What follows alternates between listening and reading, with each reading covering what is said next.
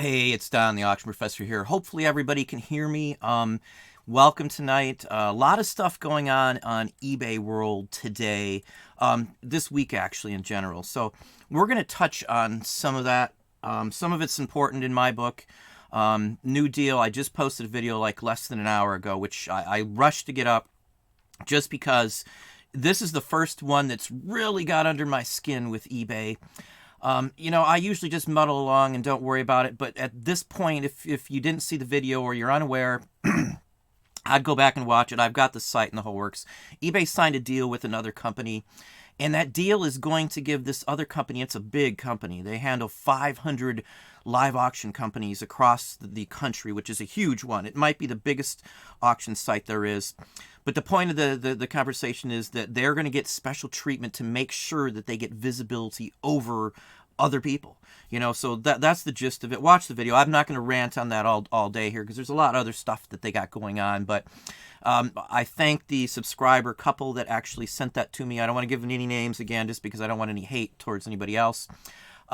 It's upsetting when they sell out those who actually made them eBay. We've been on for decades. So, if it wasn't for people like me who saw something in eBay when most other people thought eBay was a joke and, eBay's going nowhere, it's a fad, who's going to want that stuff online? Those are all the conversation I got 20 plus years ago. People laughed at us. eBay's nothing. That's what I heard. I've defended them for 20 plus years. So this is kind of bothersome that they would just sell us out like this. So, and with that, I had another video on. For those who know what Magic the Gathering is, I'm going to talk about these here. Maybe I'll bring them up a little later too, but eBay made a big error. Well, we don't know if it's eBay or Hasbro. Hasbro sells Magic the Gathering cards. They're high-end cards in my book. Not to buy, I guess you could say, unless they're collectibles. Some of the Magic cards can go for like $8,000 or $10,000. I'm not making up prices. These are single individual baseball size cards. We've sold some into big double digits, or not double digits, I should say, triple digits. And I'm talking some high-end cards. So I know the money's there in these cards. They had 12,000 sets to go up, and this is the official Hasbro site. And they oversold it by like, 30 some odd thousand units at $250 per little card set. So it's like almost $8 million. PayPal was supposed to be already rolling out the new procedure, and Sue actually asked on this question, which was very interesting and a good point. Mysteriously, the PayPal initiation of the fees for returns and stuff and cancellations, they're holding off on it. It seems to me that that's another special treatment for Hasbro, because had PayPal had those fees in, which they said they were going to, Hasbro would have ended up getting stuck with a whole bunch of money in fees for almost $8 million. So, I think that's kind of the way we're looking at with them signing a deal with, an auction company, going to give another big business, just like Hasbro, a waiver on stuff like that. I know PayPal isn't eBay, but, they still have deals going on with eBay. So don't tell me that they don't have a very good internal relationship. We all know they can do a three-way call with us, PayPal, and eBay. I've had them do it, so I know they do it. So, you got to wonder what's going on with them cutting costs. If you saw the other video with concierge service going bye-bye in other countries, if they hit that here, who knows what's going to end up happening to eBay if they do keep this stuff up. This is the first troubling marks that I see, with what's going on with eBay. This and financially wise, there's nothing wrong financially wise at this point. They've just issued dividends as well, and I got a video on that. I'm not trying to call it a bunch of videos, but this has all happened, in the last, say, 10 days or so. All this stuff started to swirl. I know eBay issuing dividends was announced in January, or I think maybe I first saw it in February, the first week in February. So I knew it was coming, but all of this at once. They're leveraging stuff. There's other stuff going on for them to be so gang on issuing dividends in my book. I'm not a stock wizard. I don't play the stocks or anything. I'll get to some questions and all too. There's a lot going on, and I've been talking to people all day long. In every minute I've had a free minute or here or there, I've got somebody on my phone or, texting somebody, or I actually got some live actual phone calls on stuff like this. So I'm not the only one who's thought about this and who's brought up to their attention. Some other people that I talk to here on YouTube as well have brought up information. I could do a couple more videos. I'm going to hold off on that. I don't want to just be dogging on eBay because we still make a good chunk of money on there. Excuse me, I've got a cold going on. But the point is that, all this stuff going on, you got to wonder if you read the report that they had on the transcripts for the release of the dividends. I know a lot of people don't want to waste the time on that, but, they're pushing for all these increases in profits, but they haven't produced a viable way other than, say, this to get more people onto eBay. They actually sold or had less merchandise change hands last year, which in itself isn't a huge ordeal because it didn't look like they were focusing on that. They were more focusing on getting the other aspects and getting the product-centered search results like Amazon has going. So, I let that slide and I wasn't thinking too much into it, but I think that sounds to me like they've got some big scheme going on here. I shouldn't say scheme, but a business plan, that pushes aside some of these other aspects of it. If you don't know, you can sell collectibles on Amazon. And if you don't know, nowadays you can sell collectibles on Walmart.com. And I've had several people send me some links to items, vintage items on Walmart. We're approved on Walmart. There's no limit to some extent on what we could put up there, as long as, it's a viable item and something that we have permission to, I guess you could say, to some extent. It's not like Amazon, but the same basic gist of it. So, eBay could be being attacked, but the point is that they're I don't know, they're just totally going at it in the wrong aspect of who they should be looking out for. I know they're talking big business, but the deals they're signing are for like competitors that don't bring the competitors full-fledged money or loyalty to eBay. All the deal that they got going is going to keep these people on these other sites still selling their live auction items. You're talking big money items like $200,000 paintings, $500,000 painting, stuff like that's going to be what they're trying to go for. So, and these companies are huge. They make a ton of money. If one painting sells for $200,000 at one single auction, could you imagine what the whole auction goes for? Now, I've followed Christie's before, and we've dealt with Sotheby's, or I'm not sure if that's how it's pronounced. I've only typed it, but we've dealt with them. We've also dealt with Heritage as well, too, which Heritage I do like. But these big companies, if you've ever seen the books that they print, and I sell the books. The books from Sotheby's and Christie's will sell on eBay if it's the right one. I sold the Jackie O one not too long ago for like $80. So even the old books from the auctions go for money. These things are big, massive industry in themselves. One auction could gather a couple $100 million. So they're going for these big wigs, and they're just kind of pushing us off to the side is what it looks like.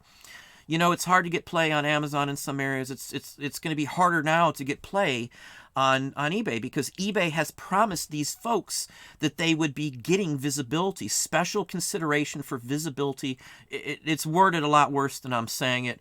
Go read the article. Look at the video when live chat goes off tonight. So, again, I don't want to just dog on eBay because we still make a lot of money on eBay, but this is a spiral trend now that, every couple of days I find some new article or somebody's sending something to my attention that just looks like they've got some major thing going on, and we're not a consideration in this at all to them is what it looks like. We're just a side consideration. They've now got some big money coming in from wholesalers and major companies like Hasbro, for example, just like Amazon does.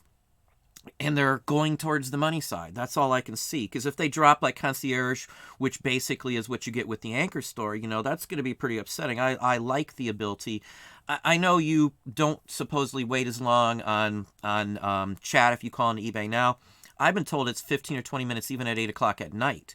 When I call with Concierge or my Anchor store phone support, it's like a minute or less is what it says for my time. And usually the minute it rolls into that aspect of it, I've already got them on the phone, so I really can't complain too much I did call them today, and the lady wasn't so pleasant. She was kind of rude, but that's the first time I've had somebody like that in a very long time. And they were getting complaints after complaints. You know, I could hear other people talking in the background about the same sort of issue. So anyway, you know, that's what's going on with eBay. So just wanted to shout that out there to you. That's several things that all tie in together to make me wonder where their head's at anymore. So, you know, hopefully everybody's doing okay.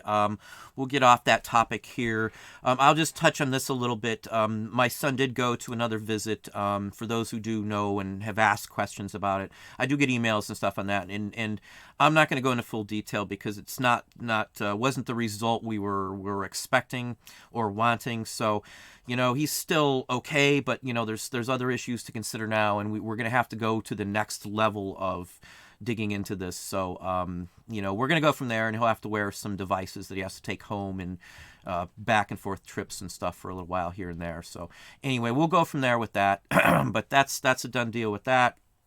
Again, sales-wise for us has been actually pretty darn good, and I'm not trying to brag or anything else like that. Sourcing-wise has been awesome. I haven't done very many sourcing videos, but I promise you I've got a pretty good one coming out. I can't edit some of those myself because I get motion sickness from the movement of, you know, I guess first-person vision or whatever. I can't watch my son play some of the games he plays just because they make me sick. I get motion sickness. Like the Castlevania or Wolfenstein games. Those all make me sick these days. I get motion sickness like mad, and I don't want to take Dramamine to watch a game or a video. So anyway, but I'll have a video up as soon as I get it edited. I've seen some of the shots from it, so it should be a decent one here. Again, we source quite often. This is the time to source, if you're unaware. Summertime is when there's more stuff around. It's cheaper.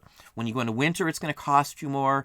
It's definitely going to cost you way more at an auction in the winter because there's less sourcing. At least up here is the case. So anybody who's affected by winter weather, you know, summer's the time that we buy almost everything that we can. In the winter months, I die down. I don't go sourcing trips if I don't need to, which is probably going to be most of the time from this point on. Last winter, we hardly sourced at all during the winter. I went to picker calls only because I don't want them thinking I'm not interested in going on and calling somebody else from this point on. So you still got to kind of do that even if you don't want to.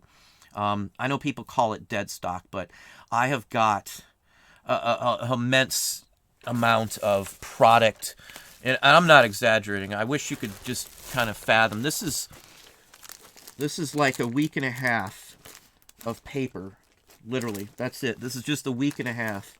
I wish I could go over there and pull out some more off, but I've got just so much. We had people scanning today, and I'm going to shout out some names and everything in just a minute here. We had some people scanning today. I had 5 hours of just scanning cards, and that's only the ones that'll fit through the scanner. That eliminated all the small ones that won't go through a scanner. We don't flatbed anything. We might do it now. We do have a better flatbed we invested in after somebody advised me on it. That's really quick. I've tried it. I just haven't seen the quality now. So I might shout out something on that too, because there are other flatbeds out there. Now you're going to shell out some money. The scanner that I use for paper, it's a duplex scanner. I've shown it in a Patreon video, and I've talked about it there as well too. It does both sides of a card, and you can adjust the DPI so the card just zips through there, and I mean fast. You know, you can't beat the time when you lower the DPI. I do 600 DPI and everything, so when you zoom in, it looks much better. I worry about that zoom in. That's my key thing. I know there's not a big difference in certain aspects of it, but when you really zoom in for the gallery image, I just think it just looks a little better, more clear. So anyway, the new flatbed is very expensive, average $600 or so. I haven't been able to find a used one. The scanner I use is an Epson like DS540, I think, maybe something like that. And that new is like $600-700. Used, you can get it for like $100. So if I can get a version of the flatbed used, or I can call that out, I probably will. Mike, one of our subscribers, recommended. He sells matchbooks, and I wasn't big on matchbooks just because I didn't like the single aspect of it and stuff. They don't sell very well, and I was looking into it. So I actually looked into some of his listings and some of the other listings on that, and they do sell. I was surprised. I might have second thoughts on going in, so thanks, Mike, on that. I did go back and check that out. I do take notes when we talk on live and things like that too, or when I'm going with chat. So I do see that as a feasible. So for those of you who buy big bulk lots of matchbooks, and again, buy them dirt cheap, you can sell like 10, like 6 to 10 or 15 for 20, 24 bucks, or at least list them at that high and then take 15 or so. So that's not too bad at all for bulk. I can buy matchbooks, vintage bulk ones, relatively cheap, 300-400 of them, sometimes for 30 or 40 bucks at the most. It just depends. You want to get the striker on them, so don't get them if they don't have the striker. That's just my opinion on that. Obviously, matchbooks you want complete, and you want feature matchbooks more, because feature matchbooks have images across on the actual matches themselves, and those are the ones I always get the most money of. I've sold packs of feature matches for like 175 bucks. So those things go pretty well, just in my personal opinion. Yeah, big city night. I'm going to get to the questions and stuff in just a minute here. I've lowered my expectations on eBay personally. One thing I'm going to say, I preach about eBay. Everybody knows that. I get dogged on it and stuff. But I say all the time, eBay is nowhere near my only source of income these days. We're on 9 different places right now, 10 technically. So I get across everywhere. So I don't rely just on eBay. If I lost my eBay business, I would still be fine. Let's just put it that way, okay? So I don't want, I'd lose some income, obviously, and a pretty good chunk of it, but we'd still be fine with bills and moving on with everything else, and we just do it somewhere else. One thing I can say, though, is everybody who does eBay should own their listings, meaning you should download copies of them, whether you have a service or not, and at least keep a copy for those. I own my listings now. I learned my lesson when they lost the photos. Not a huge ordeal to the most extent, but I still find listings because I never went back in. I know you can search and find when you only have one photo. I just haven't done it. Waste of time to some extent. When somebody asked, I sent them a photo still to this day, but I'm still finding those. We did download all of our listings, photos and everything. We transferred them into, I talked about Sellbrite. Sellbrite's been a headache, to say the least. I'm not saying it's Sellbrite's fault or anything. I'll get into that in a special video, but it's been a headache, and with my son and some of the other issues going around, I haven't had as much time to get into it. We're still correcting photos even up until today, so either way we go, we're going to be dumping these onto Amazon. I'll go into the details on Sellbrite. It would take a long time to explain the whole grief with Sellbrite. Again, it's not Sellbrite, I don't think's personal problem or issue. It's just how things transfer in and transfer out and stuff like that. There's a lot more aggravation to it based on categories on eBay and subcategories and all that kind of stuff. So anyway, I have a ton of notes, as I always do, but let's see who's here tonight. Again, it's going to be one of those conversations today. I may rant a little bit more, not to be gruff on the issue, but this is where we all started. I started with eBay, and eBay has always had a special place, here for us, because it's always been there for us. But if they're going to not, take us in consideration, at all, it seems like to me, and give some other people a break on stuff, it just doesn't seem right. I'm a what would you want to call it?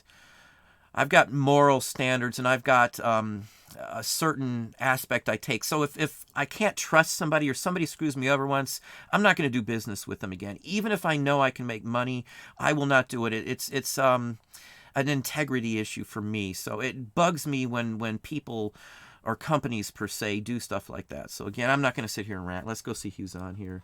Again, my feed's not the greatest from where we are at. Let me pop back up here to the top. Let's see here. Flipping South. Hey, how are you doing? Hustle and Grind Calgary, of course, back again. Felicia, how are we doing? Let me see here. Charles, how are you doing, Charles? Hopsman, greetings again. I've got a book, but I don't want to show it, Hopsman, on live feed. I may post it somewhere else for you, but I've got a book you might be interested in looking at. Meredethi, how are you doing? Hey, Aaron, how are you doing? Let's see here. Duncan, welcome. Yes, things are going okay. We are still getting by. Nothing's the end of the world, even with our sun issue. So, Blake, well, thank you very kindly. Slide rulers always sell for us. I sold one just a little while ago for $57.50. I had it up for 2 days. and literally it was gone in 2 days. Some slide rulers, if you don't know what a slide ruler is, you should go to eBay and look. And if I talk about stuff, I know there's some folks that keep another screen open so they can actually open something up. I would personally do that. I do that on some other folks' site just so I can, type something in, or at least have a Chrome open so I can do a search when somebody talks about something on another live chat. Because I watch a few live chats, not many, but I do watch a couple still these days. But slide rulers always go for us. So that's another BOLO on behalf. And that's on my list. That's far down because I've got a lot of measurement tools and things that it's on my list, basically, I should say. I collect some vintage art supplies and vintage protractors and tools and brass things.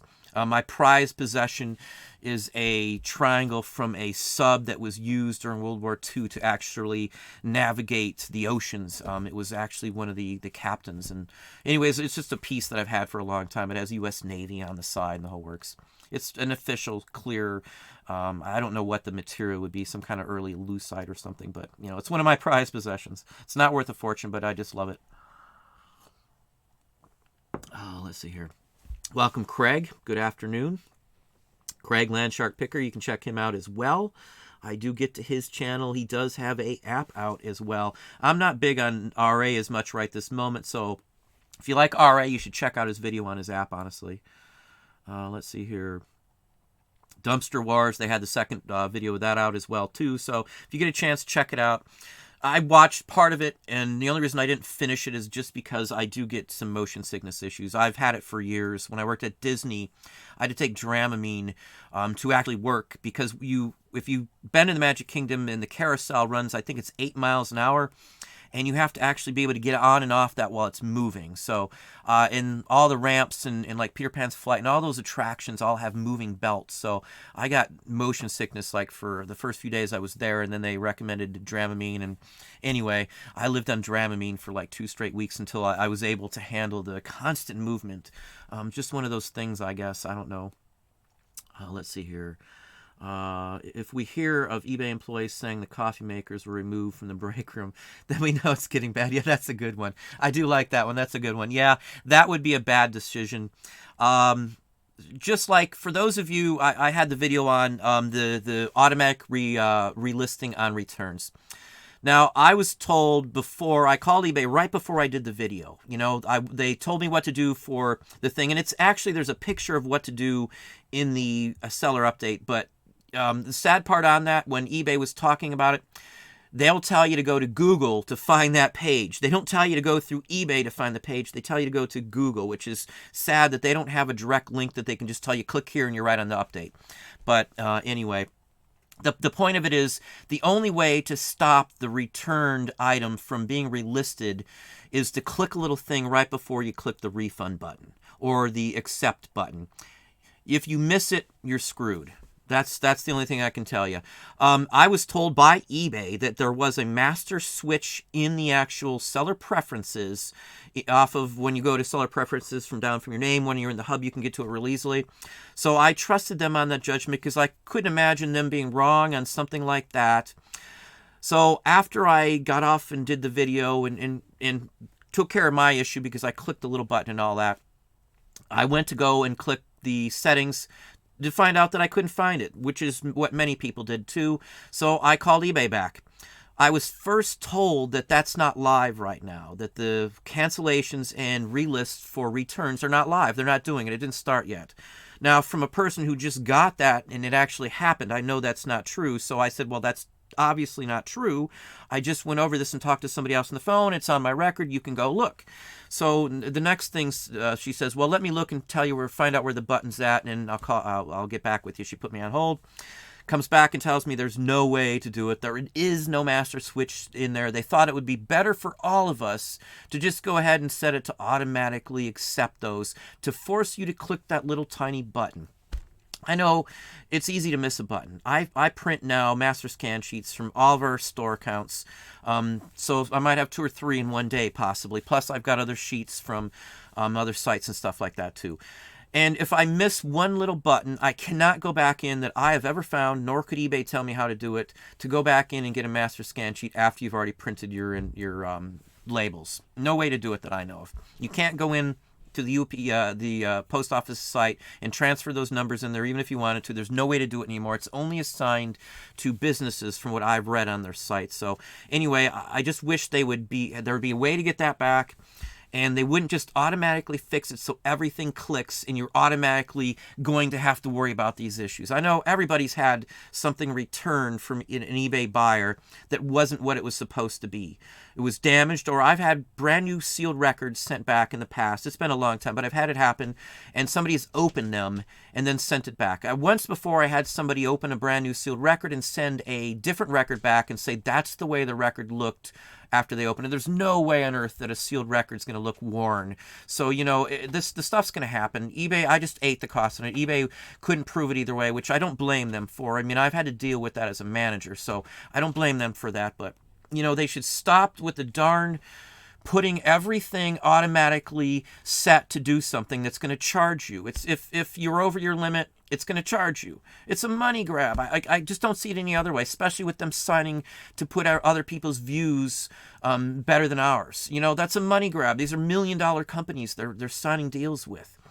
Like the Hasbro deal. I know, again, PayPal is not eBay, but you've got to see that PayPal and eBay have such a working relationship that they can hit a single button and have a three-way call with PayPal in a second if they need to. I've had them do it to me a couple of times, so I know that's how it works.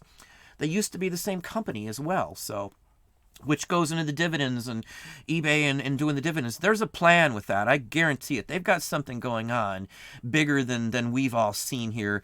May not be good. It may be good. Who knows? But the point is that these kind of switches, when they start all these little tiny nickel and diming us and stabbing us in the back, is going to take it down a wrong path in my book. Or it very well could. Who knows? Maybe the current, we'll say, administration at eBay won't last long enough if this thing, goes haywire on them. So maybe they'll get somebody more competent, I guess. If you read the actual transcript from the dividends release from, when was it? I think it was March 23rd, eBay released that. It was a big interview. It was with all the execs, the CFO, CEO, all the major players on eBay.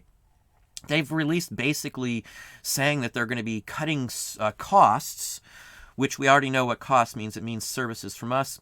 And then they're going to be gathering fees somehow, while they're still cutting some of the advertisements and promotionals. So that only would make sense if they get more and more money from us, or they've signed these deals. I wouldn't be surprised if this big deal they just signed, again, the video's up just today, but that they've got a couple more of these big contracts going with some major companies, these big wig players selling $500,000 items that we can't touch. They know that Amazon's going to be picking up on collectibles from what I understand. And I've heard this from several other people, including some people who have been with Amazon and done stuff personally and met with people at Amazon. Amazon does have a collectibles category, Walmart is taking collectibles. So, eBay better darn well get on the ball, or, it might be more practical to sell all your collectibles if Amazon starts pushing that to go to Amazon. I'd rather pay $39.99 a month with Amazon, pay a little more fees, mark my stuff up even higher, get a higher percentage back, and, not have to deal with all this nickel and diming. Again, I like eBay, don't get me wrong, but if they go the wrong route, I'm not loyal when it comes to my family, my welfare, and my income. So you've got to look out for yourself, because they're not going to look out for you. Again, I sell on basically 10 places. I'm not just on eBay already. eBay isn't, everything to me. I could literally stop eBay and still be okay with all my bills and keep my business growing. We would lose some money again, as I said earlier, but eBay isn't the know-all or make-it-all for everything. So if they do mess up, I will take my business elsewhere. Again, sometimes you have to break those chains. And I'm not saying I'm doing that. I'm just going to play everything by ear. But at some point, if it's more practical for me to go to Amazon with every one of my listings, that's what I'll do. I'm not going to sit here and pay, $700 a month for this, for what I pay for on eBay, and then figure out I can only pay, or I could get away with paying $39.99 on Amazon for the exact same amount of listings with not having to do 2 stores and log in and log out and separate email accounts and all that other crap that goes with 2 stores, or 3 technically, but 2 stores we basically sell in. So, just play it by ear, I guess, at this point is all I'm going to be doing. So I know I'm ranting again. Sorry. Let's go back over here. Hi, Carl. House of Treasures, welcome. Let's see, Duncan. They sure kept the ending of Worldwide Concierge quiet. Who knows how long the service stays in the U.S. Yeah, I really hope that's not the case. I don't mind paying a little extra for it, in all honesty. I know I've heard from many people that the customer service has gotten better.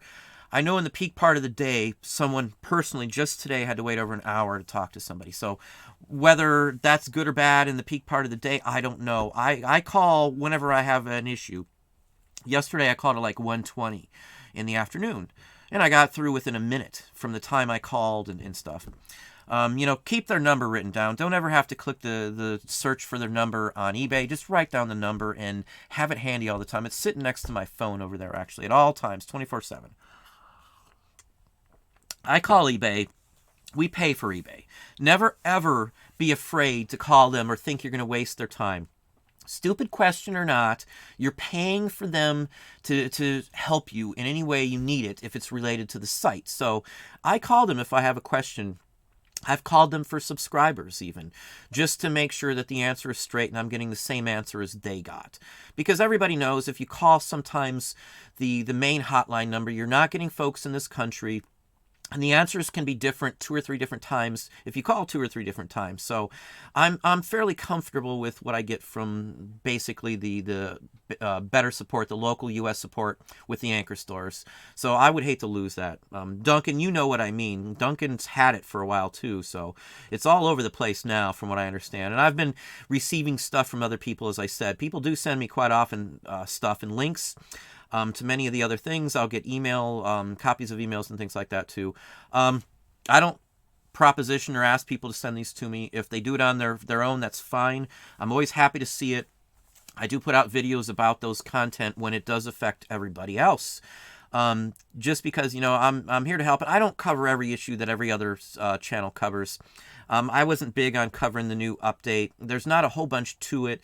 I wouldn't have any problem with the automatic relist option when something's returned or canceled. I just wish that they would leave that kind of stuff up to us deciding whether we want it on or off on our own. We're smart enough, we're intelligent. Most people, again, as I was saying earlier, know that stuff comes back different. It's just a terrible option. I did send a notice on the main page in your hub, anywhere. It said, what does it say? I don't have a window opened here, but I don't want to click off screen to do that. But I think it says comment on this page. And that's literally where I was sending in my comments on that too. I know several other people have done that too, stating that we want that radio button automatically set to off and not on, or a central button for that. It can't be any more different or harder to put that in than it was anything else. It should be just a matter of a simple couple code lines of script, I would imagine. It's all built in there. I mean, it's a database. There isn't much to it. It's just coding in a couple more lines of text to get it to do that. I mean, I've taken database. We designed our own. It's nothing as complicated as it seems, database structure-wise, at least in my opinion. But anyway, Scott, how are you doing? Well, thank you, Scott. I do appreciate that. Again, I've got some new postcards coming out real soon here. I'm going to be posting a couple of videos this week, through the weekend, on some artwork project here. Now, this one's a big one. This one, we're trying to get a publisher, national publisher. We've been in talks, not serious talks yet, but our line's not done yet. So there may be a possibility that this new line of stuff has a distribution network besides us.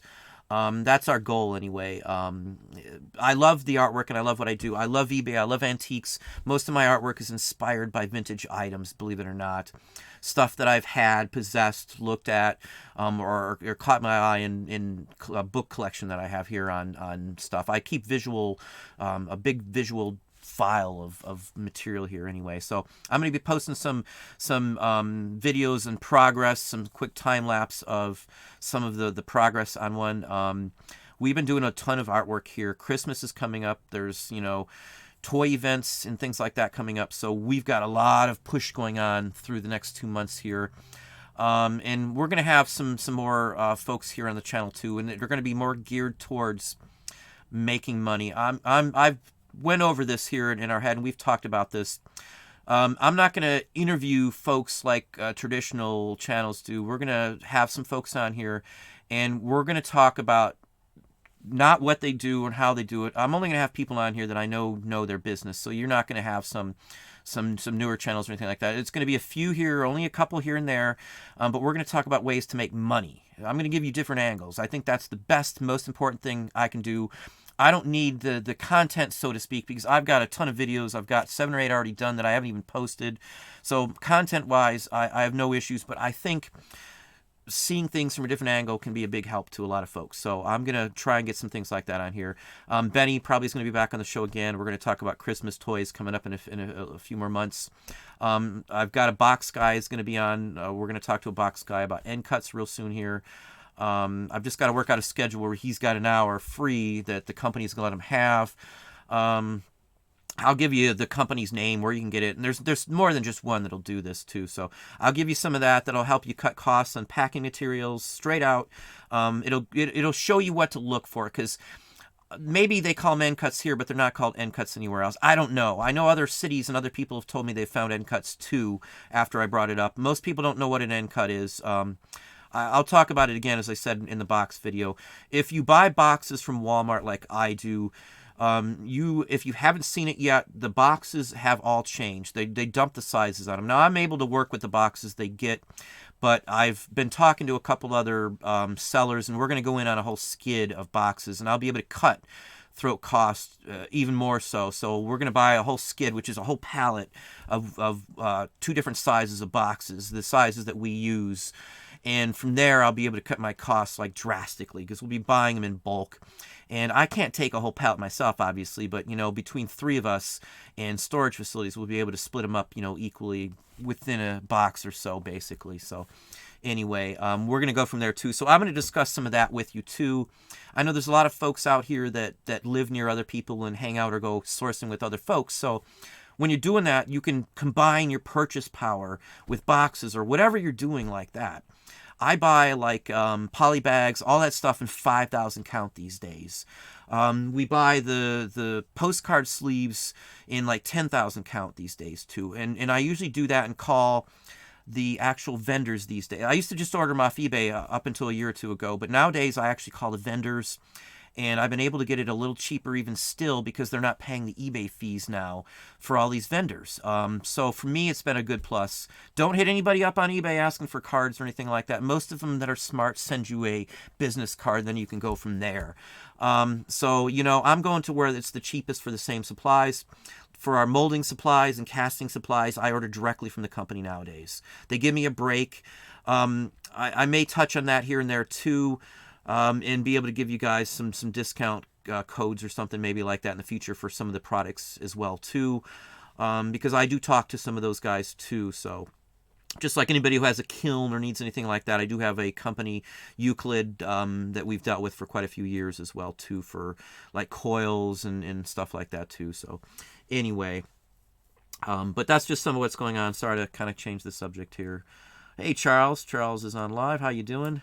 This new thing with the live auction house issue is all about the money and competition they are expecting from Amazon, or so I think. Who knows? Yeah, who knows? But yeah, that is a point. Amazon does have a collectibles category, and we do sell enough to make it well worth our while on Amazon. Records especially on Amazon. 78 records, more so than anything else. And record store posters and things like that. And I've got thousands of those at this point.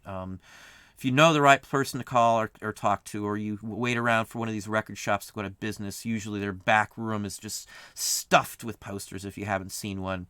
I've been lucky enough to get 2 or 3 big, huge assortments like that. But anyway, let's go back to some questions here. I'll try to hammer some questions here for a few minutes. Anyway, let's see where we at. Hey, Penny, how are you doing? I bought all my supplies from your links now to join your group. Well, good to have you.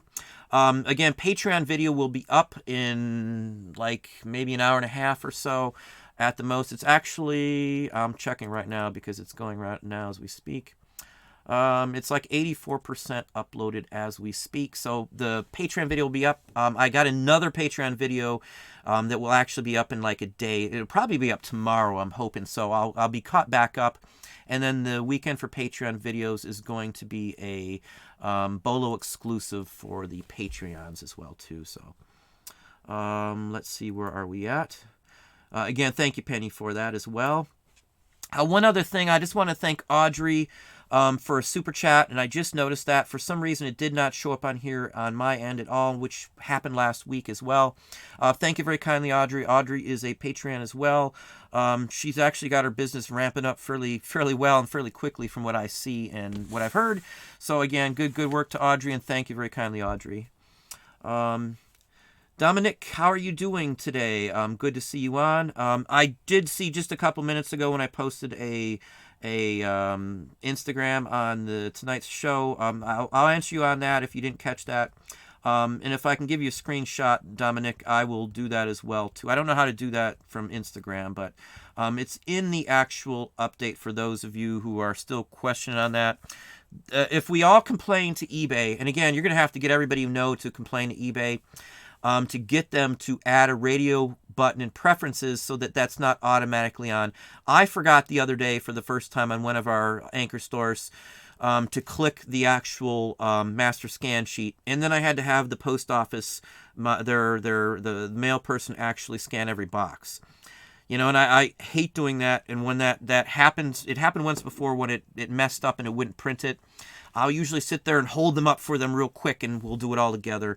I love my usual mail person here. She's awesome. I mean, she's just the best. The other day I was late getting back in, and I didn't have all my items packed up, and she was a little early. So she said, I'll come back around, no big deal. I got to come right past here. She stopped by a second time and picked up all my boxes, you know, like 30 or 40 minutes later, which was awesome. You know, I don't want to call it any personal names, but she's awesome. You know, I wished everybody had somebody like her. You know, I've got a couple other ones that are really good. One's injured, unfortunately, which he's a pretty good guy, too. He's a reseller, too, believe it or not. But anyway, it pays to be nice and to help people out. You know, that's why the issue with eBay and what they're totally disregard for us, all of us. Now, I'm not just talking about me. I'm talking about everybody. And also keep in mind that the auction deal that they did that's going to bring all this stuff in there that's going to give them preferential views are auction houses that sell everything. They don't just sell antiques and collectibles. They sell everything. So it could be bulk clothing. It could be bulk electronics. It could be returns. It could be any of that stuff that they are going to actually be dumping with better viewership than we get. So don't just think it's arts and collectibles and things like that, because if you look at liveauctioneers.com, they sell everything. There's 500 different auction houses eBay's made this ignorant deal with, in my book. But anyway, again, bad day here. Dominic, I'll get with you. And again, check his channel out too if you haven't had a chance. He's got some real good videos. He does quite a few haul videos on stuff. Again, I haven't had as many haul videos as I had. For my time-wise, I'm out. If I'm sourcing, I want to get there, get back, and waste as little time as possible. Me personally, nothing wrong. I do like watching haul videos myself when I get a chance, and I do watch some of Dominic as well's videos. So again, no disregard for anybody.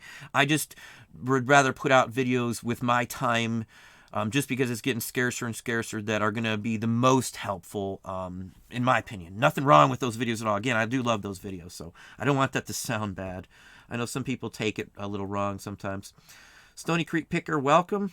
Hey, Pat D72, how are you doing? Yeah, big city, as I said. Welcome, Pat. My feed just disappeared. Pat's got a good channel. I wish I could remember the title of his video. He just put one out, and I just saw it on Instagram. Darn it. Can't think of Pat's last video. Hang on, let me find out where we were again, because, again, my feed just goes everywhere. Let's see here. Tonight would have been a good night to have a bottle of wine sitting here next to us, but alas, that's not possible. Hey, NH Guy, how are you doing? Welcome back. Hauptmann, having difficult time finding vintage paper in Atlanta. Seems it's all up north, since the north has been industrialized longer than the south. Just can't find anything. We found a lot down south, honestly. Atlanta, I never liked sourcing, and I have sourced in Atlanta a couple of times in my life. I just hate the traffic. I hated going to the airport there. It's the hub, and I just always hated going in there. On the outskirts of Atlanta, you will do better. Like heading down towards Valdosta, or I think it's Glen Burn. And we were in Glen Burn for a while. Glen Burn, which is off of 75, I think. But anyway, we scored out there big time. It just depends on where you're at. Most of what I found in the Atlanta area, the best places, the antique stores were off the chain. I couldn't touch them. The best places were the weekend flea markets for those, at least when I was there. It's been 5 or 6 years since I've been to Atlanta, but, Dragon Con's there, so I will definitely get back to Atlanta, hopefully with a distributor for our artwork, but, that's, here nor there about that. That's my best recommendation for Atlanta. I have been there. Mr. Mom Vlog, how are you doing?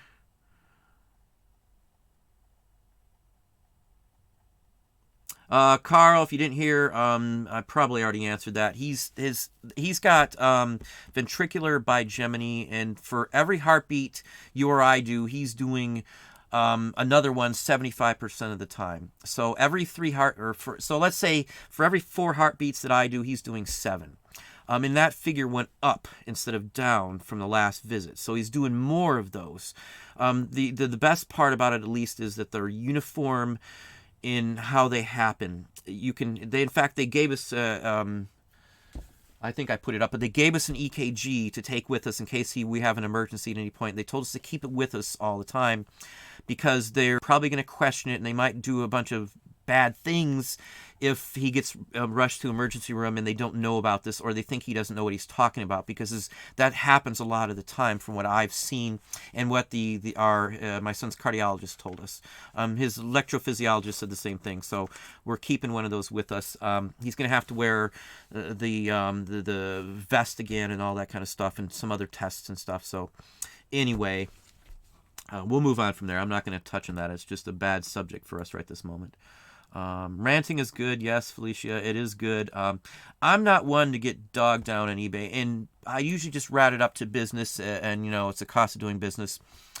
When they pull the rug out from under you a little bit, so to speak, when you helped build something, they lost the feeling of integrity is gone there to some extent on some aspects of it in my book. That's all I'm saying, I guess. Creative Business 339, how are you doing?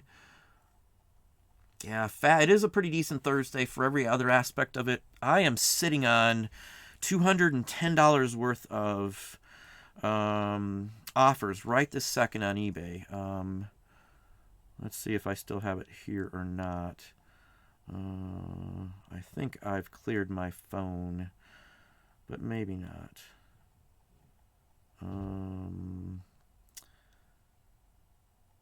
Yeah, I got 9 offers. Let's see if I can show you that screen. There's just a few of them right there. That's just in the last hour, and there's 9 of them. I'm not going to show you people's names or anything, but there's 9 offers I got from the same person, repeat customer. Last month he bought like $260. There's $240 worth of offers I just got in. That's just within the last hour. Our sales have been off the chain these last week and a half. I'm not sure why, but we've picked up, and I got a screenshot. I might post it to Instagram. We're 53% up from last month, and we were 3.5% up from the month before that. Boy, that really set off the green screen. I can just see it right now. That's kind of weird that it did that. Anyway, yeah, you can see the effects gone there for a second. Sorry about that. The wife will not be on tonight. No, we've had just not the greatest of experiences at the hospital the other day. So she's just upstairs right now. Let's see, where are we at? Amazon Seller 999. The data, including photos, is the biggest challenge when using API software to list across channels. Yeah, I've run into that too. The photos hasn't been the issue. Took us a year to get all of our data cleaned up so that we could list across platforms easily. The problem with most of the API and the third parties is that you have to create the listing from their site for it to be able to be cross-pulled down. So let's say I saw one site it's going to pull it down from all the other sites they sell it on in their platform. So if you import them from one specific site, they have not been created on their site. So that's going to be your biggest drawback issue, is that you're still going to have to worry about taking them down. The only good part about it is that you can still do it from one single screen. So I can instantly look at Amazon sales, Etsy sales, Discog sales, or any of the other sites that we sell on that are into that program, and I can pull them down that way. But it's been a nightmare trying to get them all situated. Part of it, has nothing to do with Sellbrite or anything. It has to do with photo issues.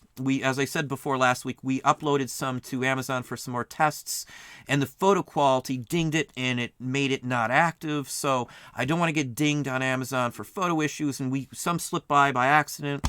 Some of them we had a good first image, and then the other 2 images were issues. So I'm not going to be looking through everyone, but we've went back and tried to track down the date we switched over to all scan. So everything from the scan up is fine, and everything below that will have to be looked at to some extent. So I'll be able to easily cross-list to some extent without having to worry about, double selling like 10 or 12,000 more items all in the same minute, be able to do all that all at once. But again, we're picking and pecking through our way through all this, and lots of phone calls, lots of conversations with folks. It's going to be a good thing when it's done, if it all goes as planned. And we are working on our own site, and the whole works there. Part of our issue here with getting our own site is that we need, like a Shopify, like Benny or somebody has from Tenacious Toys or something, is that, I have a huge quantity of merchandise. I can't just click a button on that much and hope everything goes well. We're going to have to do it, by category, by individual groupings. Again, eBay isn't where we make all of our money. We make a ton of money across the board now. So wherever is the most feasible place that's got the steadiest history is where I would want my stuff at. We do cross-list most items that we can, where we're not going to have to worry about, double selling. But we can't list massive quantities of stuff on all the sites without having some way to effectively pull down listings on other sites once an item sells. And again, that's why everybody does the API, the cross-listing of third-party apps. If you don't know about cross-listing, or you don't do cross-listing, you're only getting this much of the internet instead of this much of the internet. You got to up your game there. Because there are many sites. Just be cautious on where you list those. So anyway, let's not waste too much time. I'm sorry about that. Let me pop down here. The flippin' south. Hang on. Fort Benning. I've been to that area once. Now, Alabama, we used to go to Montgomery in Alabama too, or Mobile in the coast, and there's a big flea market in Mobile, and I always scored there. The last time we were there, I found 2 cannonballs for $20 a piece. I ended up selling for $95 within an hour of me putting up on eBay. So that's there. Montgomery's got a whole chain of thrift stores, flea markets, and antique malls. That's where I did most of my money on. And again, there's other areas just outside of Atlanta. Atlanta itself, though, inner Atlanta sucked. Pardon me, but that's what the case was. Hard to find postcards and trade cards. That may be in that specific area. I changed my model towards ticket stubs and photographs. Let me just throw this out there. Don't have have a model for how you run your business and how you proceed and set up and do everything else, but don't have a specific, I only want to mess with this type of item, in my personal opinion. I started off doing selling other things than clothes and books just by running into stuff, and whatever I found that was good, that was sellable, I looked everything up, everything. Even if I spent, way too much time there. I was doing it for a business. I wanted to make it successful. So I looked up everything. So anything I run into, and I don't really care other than clothing, what field it's in, I will still mess with it. So I don't, through act of nature or God, we sell in several big niches that we are one of the biggest players in that niche or that category. I didn't look for that. It wasn't a planned event in any way, shape, or form. I in no way even planned to do eBay or Amazon full-time in the first place. I wanted that, nice, cushy job. I've got a master's degree. I figured for sure all that money would take me somewhere, but I realized that at the end of the day that it took me where I should have been the whole time, which was doing this. I'm good at this. This is one thing that, You can say whatever you want about me or my attitude, my personality. I'm good at what I do. I take business very seriously. This is where I'm supposed to be, I guess. You know, everybody has their place, and this is mine. Mine is to do stuff like this and mix in my artwork and my own flair on what I do. I don't care what somebody else does or what they think about it. I'm doing it because it works for me. So again, models are fine. Just don't lock yourself into something, because you're going to run up on stuff or find something, or you may not ask for something just because you've now centered it on one area, and they might have the other items that you didn't think they would have. Another thing to think about too, a lot of sellers, if you're going to antique malls or flea markets, all these, and I've set up at flea markets as a vendor myself for years. So a lot of people don't bring certain things to certain flea markets or certain antique malls if they don't have people asking for them, or if they've never had a good luck with selling them. So if you ask around or leave notes at the counter or the checkout counter or at a flea market, ask the vendors who sell stuff that might look similar or vintage items if they have it. I've run into so many times where I ask, do you have any 45s? Do you have any 78s? Yeah, but I didn't bring them. Yeah, but I didn't bring them. I probably hear that more than I hear any of the other people saying, yeah, I got some right here. I hear that so many times I didn't bring them. A lot of these vendors may not live in town. They may not be there every week, so you're going to have to hit up and ask a lot of people. It's footwork when you first start out. That's what it is. That's how you get to be a person finding everything you want all the time. You put that legwork in. You ask every single soul that's out there that you run into that sells anything vintage. If you want vintage items, do you have this? Do you have this? And every time you go back, you ask them again. They're going to get tired. They're going to run into these things. They're going to ask about them after a while, even if it's just to shut you up, especially if you buy stuff from them, other stuff from them. So it's a ploy. Footwork, it always works. I beat the beaten path. I put in the extra 10, 20, whatever it takes. You know, you got to get that footwork. And let's go back to some questions. I know I'm always long-winded. The wife's usually here to derail me when I ramble, but let's move on. I use those slide rules. Yeah, I've used them before too. Nuisance took a little while. There's a booklet that comes with them if you didn't know. Welcome, PJ. Milk caps and labels, they do go very well depending on the one. Just be cautious on spending much money on them. I find them in big lots usually at an auction. Milk caps do go, and there are some, as I've showed in a video or two, that some single cardboard milk caps from the inside of a milk bottle from the 20s, 30s, and 40s can go for hundreds, $400, $500, $600, $700 in some cases. That's another area to look for. So again, that's a very good area. Duncan's probably outside to go get dinner or lunch or breakfast, I guess it would be there. How you doing, Mike?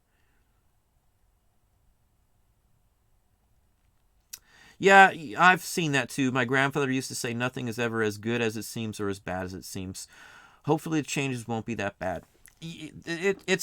I'm a principle person. I guess that's the key thing here. And my principle is that I wouldn't screw somebody over who helped me to get somewhere at all. I just wouldn't do it. I wouldn't care if it was money or not.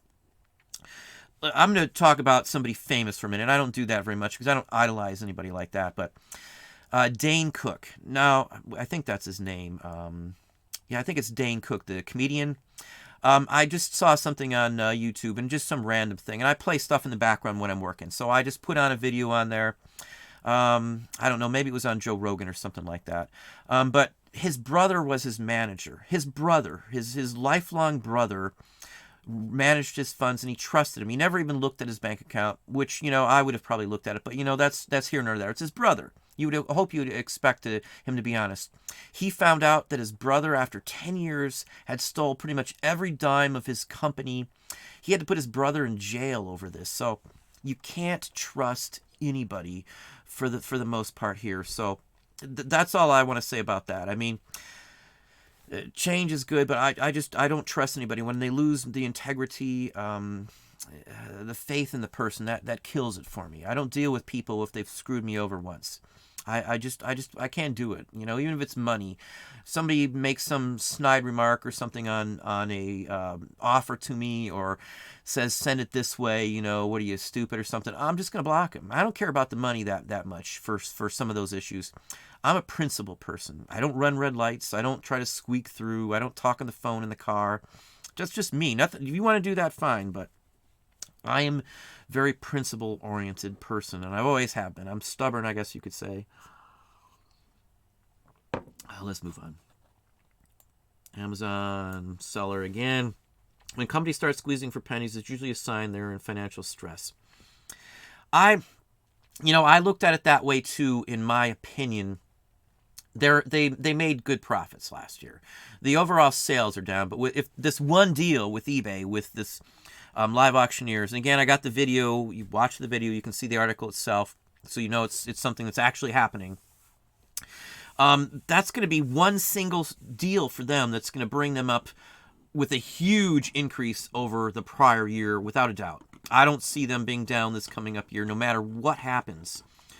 In fourth quarter, this is going to mean their fourth quarter is going to be monstrous, because I personally see more auctions in the winter around here, because there's no other outside sources, and so everybody who's resellers or everybody who has merchandise usually just takes it to an auction in the winter. So there's more auctions in the winter. Stuff goes for hire as well in the winter. So I think they're going to have a bang-up year once this rolls out for them. So I don't think they're going to have a financial issue.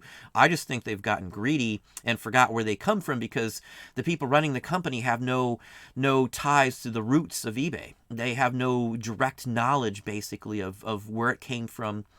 They don't sell on the platform. We're nothing to them. They don't have no idea probably even how to sell on the platform, I would guess. Who knows?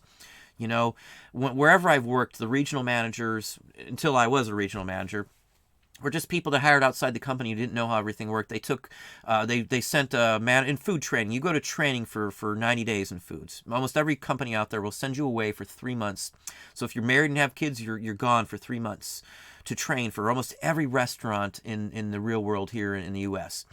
So, that's all they do for a regional. They do less than that, even in some aspects. And then you shadow regionals and stuff like that, because that's what I did. I was a regional for a while, so I did all that stuff. So, these people don't necessarily know how to do all the areas. They just showed the basics of it. They don't know all the ins and outs. They don't know what it's like to be a person living off of selling merchandise on their site. They only know how it is to sit there and have a stock option that's worth $10 million. They don't know what it's like. Even if they did at one point in their life 30, 40, 50 years ago, they far lost sight of that over the money. And that's usually what happens. Most murders, most all that stuff is either over sex or money. And I don't want to talk about that topic, but that's always what it seems to be on TV these days. Let's move on from here. Death Piles, how are you doing? Junking Data Girl, how are you doing? She's a very artsy person as well, too. I've watched a few of her videos. Rock and Roll Resale, how are you doing? Speaking of money grabs, I forgot to close a NPB case by 1 hour, and eBay kept the final value fees. They should be automatically refunded. They only make it automatic when it benefits them. That's a good point there, exactly. Just like having a radio button automatically set to automatically relist something that will give you a fee and make you pay something. That's a perfect example. Why don't they have that aspect of it already taken care of? They'll do it for a buyer. They'll step in and ask you if you've got your refund yet. I just got one the other day on something that I had to return because it wasn't as described. So I know what they do from both ends of this. I mean, I don't know whether they just don't pay attention, or one side just does for buyers and one side does for sellers, and they've never talked in their life and don't know what one or the other one does. I don't know, but it's stuff like that just makes it seem like it's a money grab for everything they've been doing lately. And that's just sad, because that's not where eBay really started off. It started off for a love of Pez and collectibles. It was somebody's pet project. And I get the pet project, because I've had pet projects going on for years that we're still working on. So pet projects, I admire people that have pet projects. I admire those who do a full-fledged job and then still do stuff on the side. That's what we did to get where we're at. I worked full-time 60-plus hours and still did eBay for every waking minute besides that I wasn't tied with my wife or we were out doing something. So selling collectibles on Amazon could be great until someone files an IP complaint and Amazon requests invoices for your 100-year-old postcards. Yeah, that's not going to happen. There's a centralized statement on that. Antiques are considered more than 20 years old, and there's a whole bunch that goes along with that. I wouldn't worry about that at all, in my personal opinion. Sir thrifts a lot. Don't worry, nothing is going to be all right. Yeah, I'm just moving on. I mean, if eBay dies, eBay dies. You know, I'm not going to be dead in the water because we own our listings. We are currently in the process of getting our own site together. You know, we've got our feelers out there. We've got other sites and platforms that make us money. I'm not worried if something did happen. It would just mean I would have to work a little harder and steer stuff in other directions. That's it. I love the challenge on stuff. That's what I strove for, and at least made my job when I worked for other people interesting, because I always knew that every day of my life I had some fire here to put out or a fire there. I had to fly somewhere, drive to a store to fix this or do that. You know, that made life fun. It's good to know that you can meet a challenge, beat it, and say who gave a heck what they did, because it's no big deal to me. Nothing eBay's done in the past has affected us financially before at all. In all honesty, I can't think of a time they've done something. So honestly, they call me right away, no problem. Let's see here. Just called eBay at 6 p.m. 5-minute wait. Nice Indian lady, was hard to understand but helpful. Well, you know, it just depends, I guess. I haven't had much luck. The last time, and I've had anchor stores for years now. The last time we were on, it was over 60 minutes, and the battery in my phone went dead from sitting there on speaker, so I wouldn't have to hold the phone for 60 minutes. We ended up getting new batteries. It was the phone too, but after 60 minutes, that's just ridiculous. And that's how it used to be all the time. In fact, I see somebody else commenting, is eBay for business only an FB site, or is there a website? It's an FB site, or a Facebook site. I don't mess with that too much or at all, but maybe everybody should go to eBay for business and leave a comment on some of these things they're doing. I didn't think about that, but yeah, that is a good point. Piece 3601. Spent 45 minutes today on eBay for a simple return. Yep, there's a perfect example, 45 minutes. There's Sue. How are you doing, Sue? Yeah, we buy supplies, Sue. Buy them in bulk if you can. What you need to do is go talk to your local vendor and see what deals they can work out with you first, and see what quantities you need, and if you can get some sort of guarantee. Now, you could run into some issues if some of the people you go into this with don't have the volume, or end up saying, well, we can't afford to keep buying that many boxes, we're not selling enough. So make sure you get some high volume people that are able to keep up with your needs, so you can split them up that way. That's the best bet. Buy a pallet. You buy a pallet from them. If it's a local vendor, they will deliver it for sometimes while they're on a run for free. So just keep that in mind. So a pallet of boxes. I don't know if I have a box count, because I don't think it was an exact count, because they sort them out when they get there at the factory, I think, or they come in bundled. Maybe it's 25 in a bundle, if I'm not mistaken. So anyway, I'll go into that too here, but any way you can cut your costs, and buying in bulk usually is the best way to cut your cost.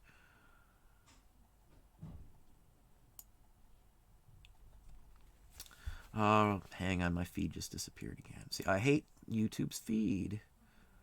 Let me pop back up. Where are we at? I think I'm close. Rock and roll Reselling. Yeah, I've got a link to the postcard sleeves. Again, I buy them. We started to buy them. I think we bought like 500 when we first started, and then up to 1,000, then 5,000. And the last 2 times I've been buying 10,000 of the postcard sleeves. I've just got a box in here right now that we just got in another one too. So, and I buy the postcard dividers now at 2,000 at a time. I wished I could get a better break on 5,000, because I'd buy 5,000 of those too, because we're switching out all of our dividers to those nice plastic ones. And again, I buy the 5x7s at like 5,000 a piece. I buy my poly bags. I think we got 10,000 last time of those too. I sell our eBay boxes, as I've said before, most of those, because I use the 14 inch cubed boxes, and then the 12 by 12 by 10s. Those are what I use for like 90% of the stuff I share with you here. Obviously, I use the Home Depot boxes for FBA. And then for like the other store that we have, it's a various mix of boxes, but they're all big boxes. So anyway. How do you get an account to sell on Walmart? You have to apply, and there is a button on their main page, if I'm not mistaken. I actually got a link from somebody else who I know who has been selling on their wholesale deals from a purchase that he made. for like 9 months.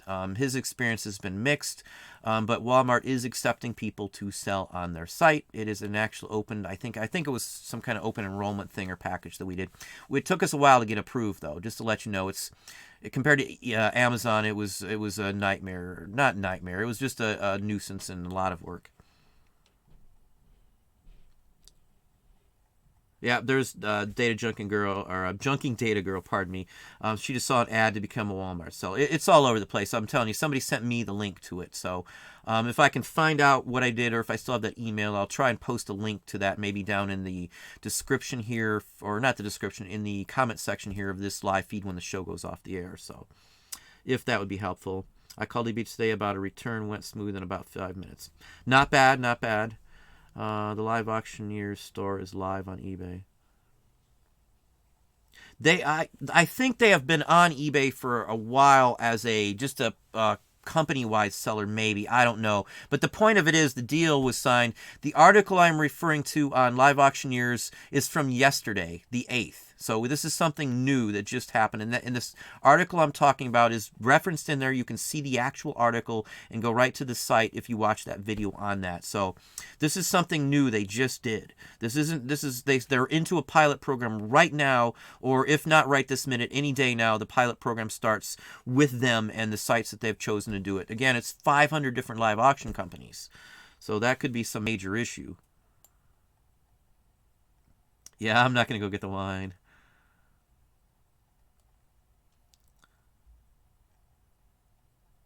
Nope, Duncan. Sorry, you missed the last 15 minutes. Duncan has sourcing agents. I'm not sure how he does it, but let's put it this way. If you get big enough, you can have, there's businesses that will source quantity item for you. And I'm sure that's what he's talking about. We've dealt with some in the past too. We've got contacts and things like that. They're like national suppliers. There's companies that just do that. Like Cracker Barrel does it themselves. They buy all the signs and they've got companies that do that. A lot of companies have people that'll just drive around and source items, or will go to places and get these massive lots of things. So, there are services that will do that. Just FYI, they're expensive depending on, how friendly you are with them. But that's another thing. So I don't know if that's exactly what he's talking about, but that's what I'm thinking he is. Yeah, hopefully fourth quarter is going to be some massive one for us as well, too. We hope to have a ton more cross-listed by then. Let me pop down and get to some questions here. I know I'm behind as always. Wife's not here to keep me in check. Jack of all trades, master of none, makes me no money. I think that's a good ploy. We are a master of some areas, so only because we've fallen into them. So again, it wasn't a planned effort. Let's just put it that way. So yeah, you can have areas where just everything just falls to place. So thank God it did happen for us.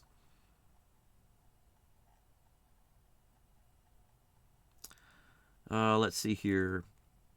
I will not give out my sales, BitMEX, but I can tell you, and you can see that. I know in a Patreon video, I've shown it several times. The store that I share with you has, I think currently right now, $640,000 worth of list price merchandise on it right this second. We have 2 stores. The other one's a little bigger than that one as well, too.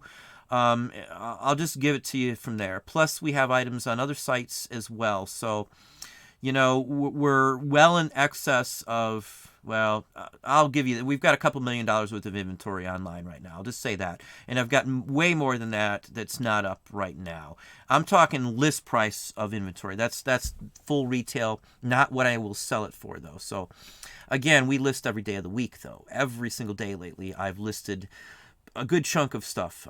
What did we do? Today was mostly scanning for several people, fixing photos, and then only one person listed today. So that's not usual for us, but that's today. Most of the kids working for us have finals coming up, so I'm not running as many hours as I want. But finals, school comes first, of course. Trista, how are you doing? Best finds. Do you ever question whether you could make a better percentage return if you cashed out and used the money elsewhere? Not sure on cashed out. You're talking about selling everything out.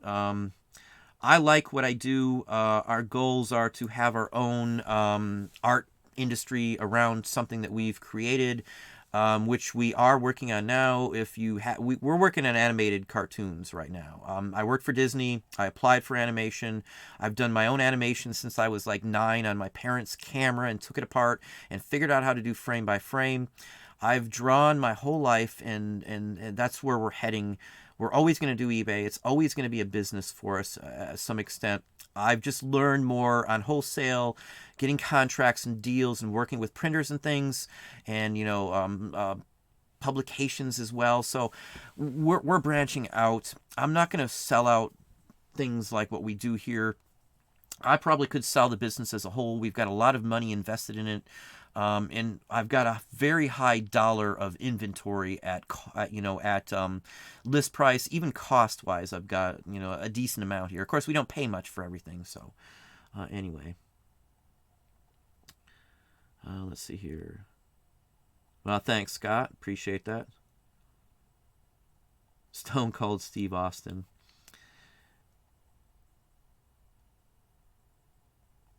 Duncan once lent $10K to a close friend and they took off, so never again. I don't lend money either. We've learned the hard way as well. We had a roommate when we first got together, and he was stealing from us in the whole works. We'll never do that. I'll never live in an apartment again. There's just things that I just will never do. Just because we've been there, done that route. It was terrible. Won't do it again. Well, hey, Nevermore. Nevermore Antiques, he just bought an antique store. He's got a nice channel as well if you ever get a chance to check it out. He's also in one of my videos if you didn't see that. I won't take that. I'm not the smartest reseller. I know my stuff, and other than that, I don't know sports. There's so much stuff I don't know. Most people run circles around me these days in clothing because I haven't messed with clothing full-time for years now. What was hot 5 years ago is not hot anymore. Let's just put it that way. But thanks anyway, John. Let's see here. Duncan. Auto-relist returns is bad. What if scammer sends you back a box of sand? Yeah, you have to click it at the end when you refund. But the problem is that you have to refund it within a certain amount of time frame. If you miss that click, then you're screwed. The only way they should have it is that you click to relist it, because if you mess up, you can always go back and relist it. If you relist it and you didn't want to relist it, you're already billed the 5 cents or whatever your rate is, and then you have to go back and worry about that. I'm sure at this point eBay is going to give you credit, but who's going to call eBay for 5 cents or 30 cents or whatever you're paying for your listings? I just wouldn't do it.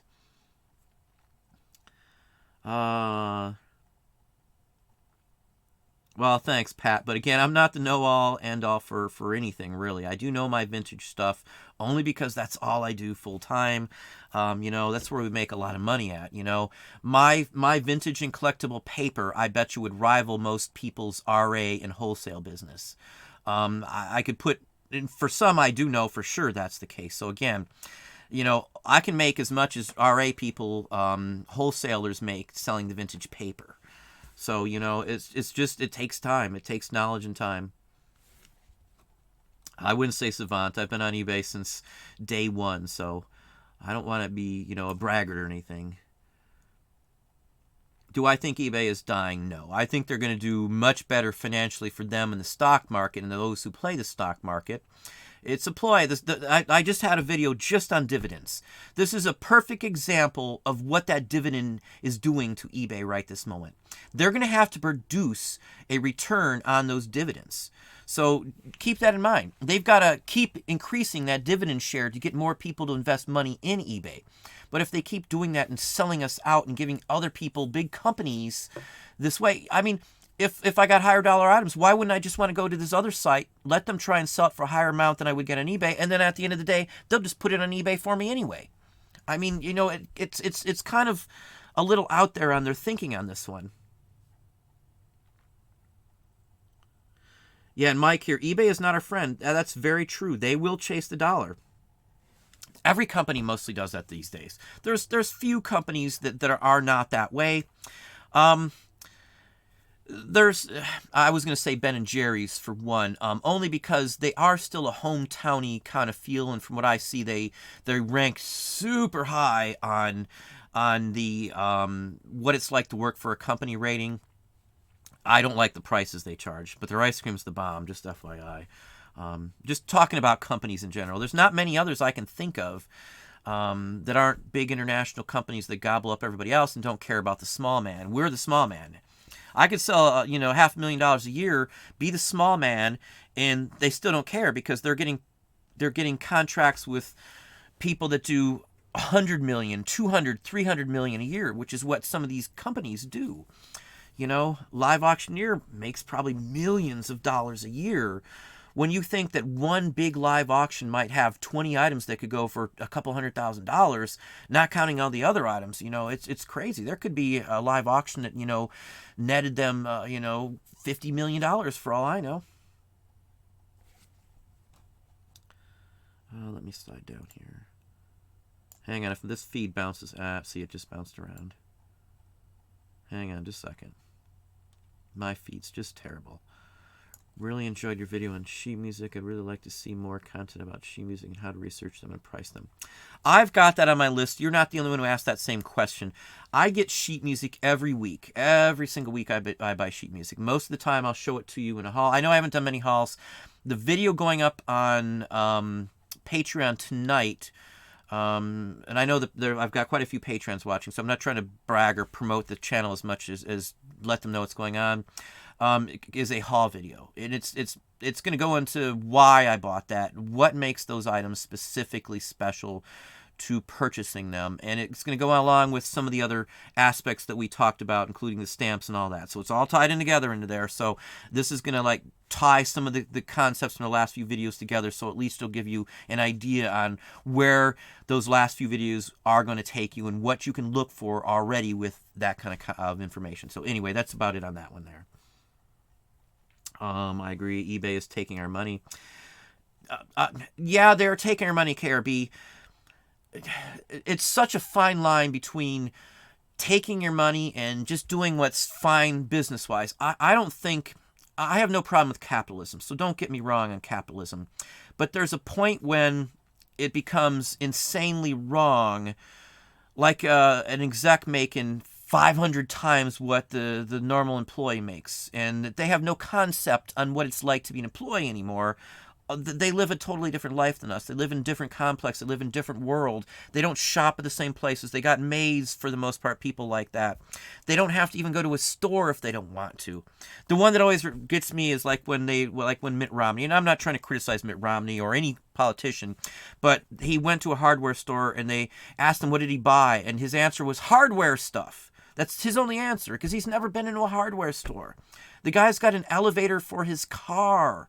He spent, I don't know how many million on the elevator for a car, but that's the type of person that is out of touch with us, you and me, and I'm not saying let's tear everything down, but, it has to be a more fair and equal playing field where everybody has an opportunity to at least do well, in my book. But anyway, enough on that.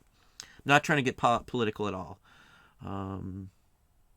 Had a buyer receive an open envelope from me missing the old rare letter. Someone had stolen it in the post. First time it's happened from my sending. I have not had that happen when I was sending something, but we bought something for my son. It was a silver coin from 1924, and it arrived, or the package arrived empty. Nothing in it. And you could see a slit in it. And the guy apparently just taped it into an envelope. I don't know if he honestly even taped it in the envelope.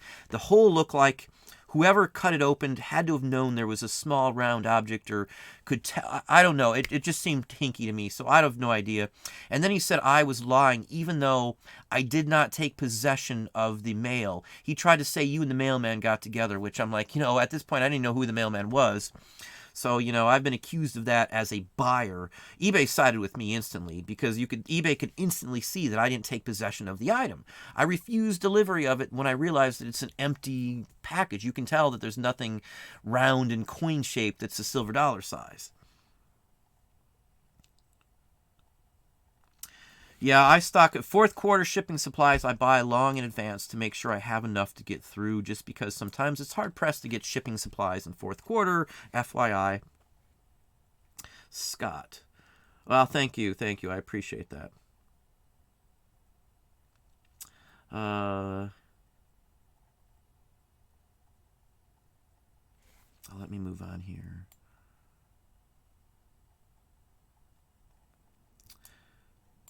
Yeah, Mike, I'm not so, I'm worried about 2-3 years down the road. As I said, I don't look ahead a week at a time. I mean, we're already past looking for, fourth quarter. Fourth quarter is pretty much all written down in a book, basically, for us right now. I'm more worried about, as this goes by in a year or two from now, a lot of people, I got a lot of thumbs down on the dividends video on that, which just went up yesterday. People who haven't messed with stock at all may not get the gist of what that means. Them signing this deal is probably tied to them releasing dividends to actually increase their MVP, the amount of merchandise that's changing hands on eBay. If they increase that, they can increase their stock. One thing to think about when eBay does things too, they've been being pushed to get rid of Hubstub and the eBay classified sites because they're doing well. If you know eBay at all and were on eBay and dealt with eBay when PayPal split off, PayPal stocks went up over $100, eBay stayed the same. You've got to take that into consideration. What that means is that eBay could shed off valuable assets to the company like Hubstub. Now, Hubstub didn't do as good this past year because of issues with college ball and stuff like that, which has no real aspect on it. It was an overall, across-the-board issue, not just for Hubstub. So take that into thought. But if they shell off Hubstub, Hubstub then goes up. They shed off eBay Classifieds, which is a competitor to Craigslist. That goes up and does very well. Then eBay could be left with less and less value to the company if they keep making these bad decisions and bringing in other companies. So I'm looking at this from a business acumen level that says that, hey, they're not looking at the big picture about the sellers. They're only looking at the big sellers.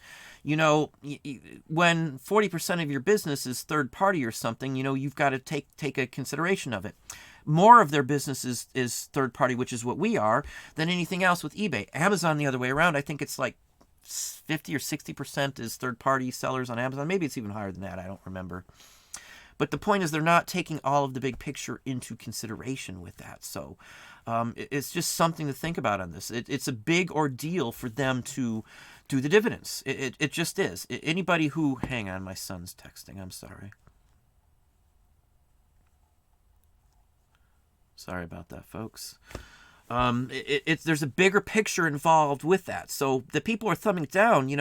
If you thumb it down and you're only thinking about, I don't mess with stocks, I don't have to worry about it. I don't mess with eBay stocks anymore, but you got to worry about it because there's aspects that they're going to do to increase that share that they pay out, their dividends. They're going to have to keep people happy and wanting to have their stock. If they release dividends, which they already did, 55 or 56 cents, I think it was, per share for every shareholder who was in that, and they don't do well, they might have a massive sell-off. Then they could be ripe for a buyout. There's all kinds of other factors that could get involved in this. I wouldn't want something that's been a big part of my life being sold to some idiot who's just going to run it into the road. eBay or not, sites come and go. What's I can't even remember the other site's name before Facebook. I can't believe MySpace. Who does MySpace? I know MySpace still makes millions of dollars a year, believe it or not, but most people don't even know what it is anymore, especially the younger kids. What's MySpace? So anything could go bye-bye overnight. Toys R Us, Sears. I mean, I could keep going on.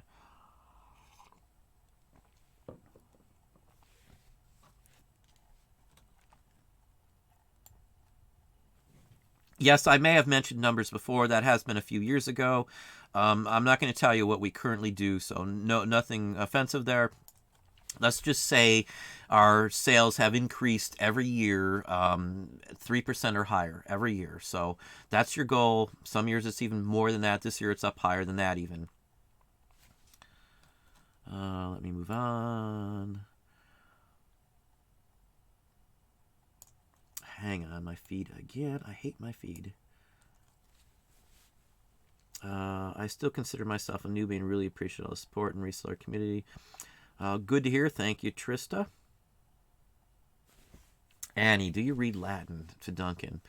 I know somebody who reads Latin. He is actually a priest. It's the only person I know that reads Latin. If you need help with Latin, most of the time you can go to a Catholic church, and the priest most of the time will help you if they've got a free moment. Just FYI, I've used a priest for translating Latin for a while. Sometimes doctors, if they're newer doctors, will remember enough to get by, but anyway. Daryl, well, thank you. Are most of my postcards mint? Not at all. Most of them are worn and have been around the block. And majority of them are usually written on and mailed. It does not matter for the most part. They will sell either way depending on the image on the front of the card. The age of the card and the image are the key factors for the most part on the value of it. Yeah, I've said this before, and everybody challenges me on that, Duncan. I tell people the same thing. I don't know Duncan other than from I'm talking to him many times on here. Seems like a really good guy. He has the same experience as we do. Paper sells all year round. I've talked about this before. We used to do clothing and books just like everybody else. A full-fledged eBay and Amazon FBA bookseller. Sold, went and scanned books everywhere. Still got my scanner, still got all that. We paid for the apps. The money was seasonal to some extent. You never knew what you were going to find. Certain times of the year, I couldn't source books. Savers closed down. Paper has filled in the gap and then some. Paper does not slow down in the summer because collectors collect all year round. They have the same funds all year round. Some collectors won't buy as much for Christmas, so you could actually lose a little bit in fourth quarter. Little bit of an increase. You'll still get an increase for fourth quarter, but it's not as much. And I've said that before. Our fourth quarter does go up very well, but it's not as much as it could because we still sell those same items all year round. And the folks that are collecting and investing will spend some of their investing money fourth quarter to buy stuff for their family members. That's the only reason it's a little different for us in winter months. And most people don't either know that or don't believe it because they're so used to everything dying in the summer months. I'm sitting high in the hog right now because we get it so cheap. This is the buying time. So you haven't seen me doing haul videos because I'm just hitting the pavement, man. I'm hitting the pavement and getting enough in. So again, I've said this last year. We pack everything and I buy everything I can get my hands on, my grubby little hands on through the summertime when it's dirt cheap. You buy it when it's cheap. You hold on to it if you need to because you don't have the time to list it. And you just stockpile it. Come fourth quarter, you don't have to waste any time. Your whole thing, well, literally come end of third quarter, we're slamming everything up. But that way, fourth quarter, you've got all that extra time to sit here and pack and mess with sales and change titles and just get stuff listed through the entire time frame. I list certain items. Obviously, Christmas items were piled up. I've got items I've talked about we're saving till Christmas. I mean, just set yourself up. Understand your business. It might take you a year or two to do that. But, again, pay attention, write notes down, know when stuff happens. I keep a log of all the dates, when stuff gets slower, busier, and all that kind of stuff too. So let me pop down.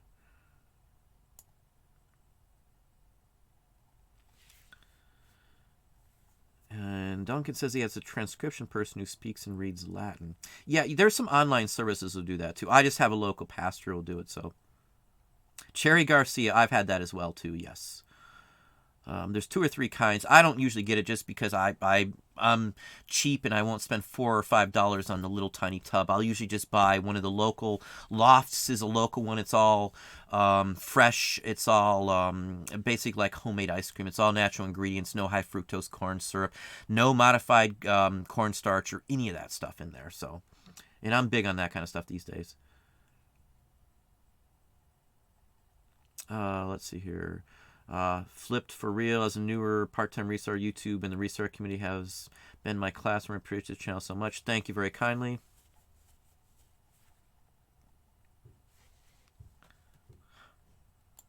Let's move on here. Wow, thanks, Mike. Mike is one of my patrons as well. Yeah, old stamps as well. And again, I've been going into that on Patreon. I'm not going to touch stamps here on YouTube, though, just to give you a heads up on that. It's a tight-knit community that sells that. There's a lot to know, and I mean a lot. The learning curve for stamps is humongous. I've been selling and messing with stamps since I was a little tiny kid, I think like 7 or something. And I know a lot about stamps, and I'm not going to just openly share that information on here. Um, I've shared on Patreon, though.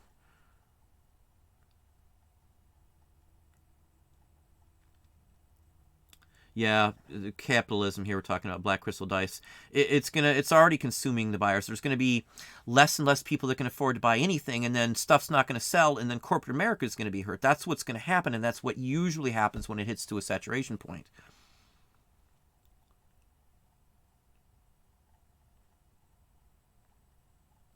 Yeah, the BitMEX, they hire Ivy Leagues to squeeze every penny, and I'm sure that's what's going on right this minute on eBay.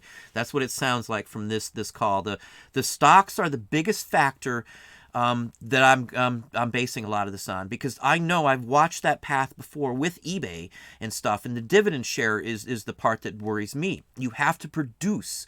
There's two different kinds of buyers for stocks. There's the investors who will buy stocks that will be worried about the stock value going up so they can flip them at some point in the future, or have a certain percentage in their portfolio that keeps increasing. The other folks are people that want a constant trickle back, so at least they're turning some money back in that they can reinvest into other things. So, there's two aspects of it. And it makes different things seem possible where they shouldn't be because of these aspects of it. So that's the part that bothers me on eBay is what are they going to do to keep the revenue shares up, the dividends up for their actual investors.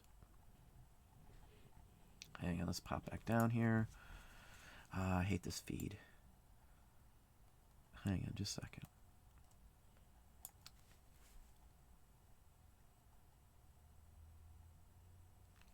01 Wolf. Yes, eBay did have a decrease in overall sales flow, merchandise sold on the platform, but their revenue was up. They did cut down, they increased revenue from promoted listings. They themselves, though, didn't spend as much on promotionals and marketing, from what I understand, in some areas. They've also cut back on services and stuff. Don't add in the layoffs, because they do that every year. And I see people using that as a basis. eBay's in trouble. eBay has laid off for 20 plus years every single year. Do a quick Google and you'll see that. So I don't worry about layoffs. Tons of companies do it. UPS is a perfect example. They hire seasonal workers. These are all people that aren't guaranteed jobs in the first place. They're, hired to work for whatever length of time, and then after that point, it's, you're playing it by ear. So that part doesn't bother me. Yeah, hit the like button if you haven't hit it. I'm terrible on saying that. I totally forget to say that all the time. Travis, 58% third party. Yeah, I knew it was 40 to 60 or somewhere in that range. I guess I was pretty close at 60. Yeah, and that number probably is about to grow. You are correct as well. Yeah, I don't mind the good till canceled. We switched pretty much most of our listings were originally good till canceled anyway. That doesn't bother me at all. I haven't lost any money over it or any sleep. KRB, are there money in magazines? It depends on the magazine. Mike bought a huge lot of magazines. I'm not sure how well he was doing. I know he sold a bunch of them. It depends on what the magazines are. I only buy certain ones these days. I would rather spend, let's say, $1 on a magazine than buy a huge bunch and have to deal with them that way. It just, in my opinion, I'd rather just buy the ones that I know I can flip and not mess with the other ones. I used to feel great on bundling stuff up and doing lots. It's so much easier just to take one item, a photo of one item, one single magazine, sell that and not mess with the singles. I know I'm leaving some money on the table, but for me, I can be selective. I don't need to worry about buying up every single deal that runs across my lap. We've turned down, a ton of deals. I've actually started turning them, some of the deals, to a couple other folks occasionally these days.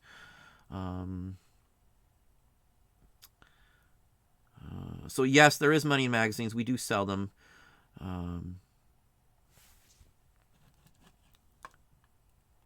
Yeah, you're gonna have to hear me complain a little bit. Hustle and grind, Calgary. I've been a lifelong eBay person since day one. I hopefully have the right to do it at this point in my life. Yeah, we do sell magazines all the time. So yeah, magazines are good. It just depends on the magazines. Some things vintage don't sell all year round. There's a couple categories. Sheet music for one. it does go down a little bit in the summer months. So that's one area I can tell you vintage-wise that you may not sell as much in the summer months. And I'll tell you why, because most people aren't sitting around the house playing a instrument or playing the piano or singing Christmas songs or singing some songs around the house. They're outside. That's just one of the areas that I find. And a lot of the people that buy the sheet music do play it, believe it or not. Even though it's vintage, they buy the vintage ones because it's the only way to get some songs.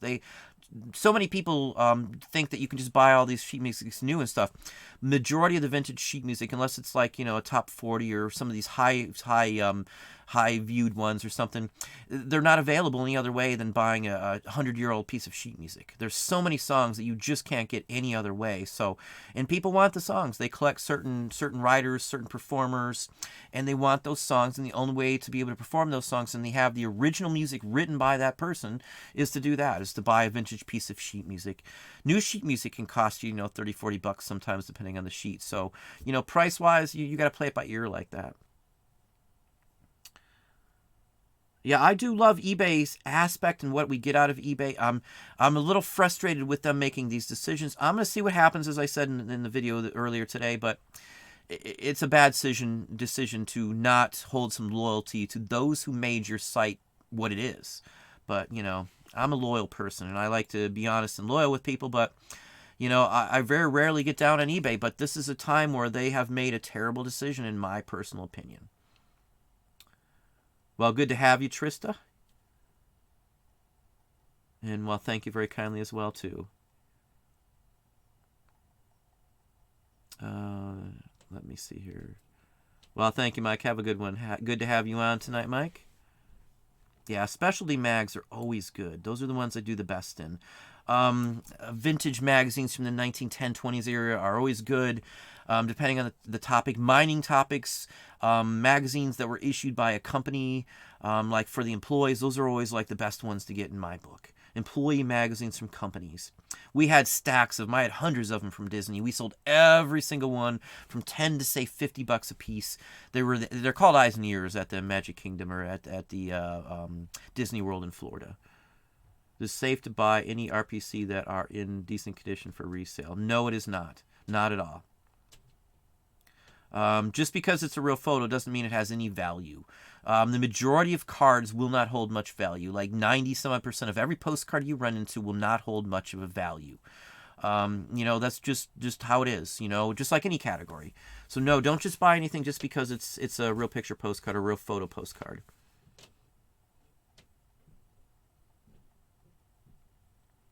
Yeah, just click Riches. They're giving them out.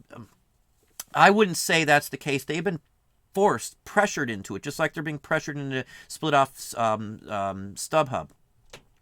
They have been asked to do it for years, and they've been able to do it for years, but they're just now doing it and signing all these deals. They're going more mainstream like Amazon, and they're trying to collect the big money. That's what they're doing. It doesn't mean their growth rate's going to go up if they're not producing growth. That's the whole point I'm getting at.